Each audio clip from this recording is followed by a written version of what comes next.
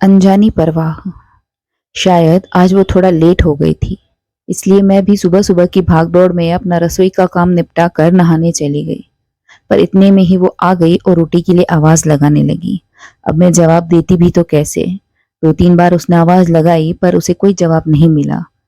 फिर जब थोड़ी देर बाद मैं नहा कर आई तो मैंने सोचा आज तो निराश होकर चली गई होगी। पर ये क्या, वो तो अब और जोर से गेट खटखटाने लगी। मैं भी रसोई से जल्दबाजी में रोटी उठाकर उसको देने चली गई।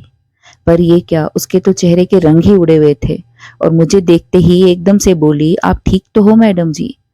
मैं जल्दी में तो थी पर फिर भी पूछ लिया, हाँ ठीक हूं मैं, क्यों क्या हो गया? आप तो आवाज लगाते ही रोटी देने आ जाते हो, आज इतनी देर तक आप नहीं आए तो मुझे चिंता हो गई।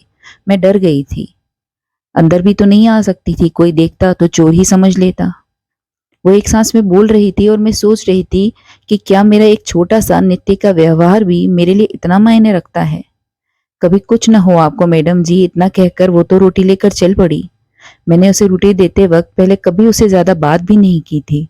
वो बुजुर्ग है इसलिए एक दो बार रोटी दे दी और बस धीरे धीरे उसका रूटीन बन गया। पर आज तो उस अनजान शख्स की परवाह ने मेरा दिन बना दिया। अब तो घर से स्कूल तक सारे रास्ते यही सोचती रही कि क्या मेरा एक छोटा सा नित्य का व्यवहार मेरे लिए इतना मायने रखता है। मेरी 2 रोटियों ने मेरे लिए अनमोल अनजानी परवाह कमा ली थी। तुलसी या संसार में सबसे मिलिए धाय, ना जाने किस भेष में नारायण मिल जाए।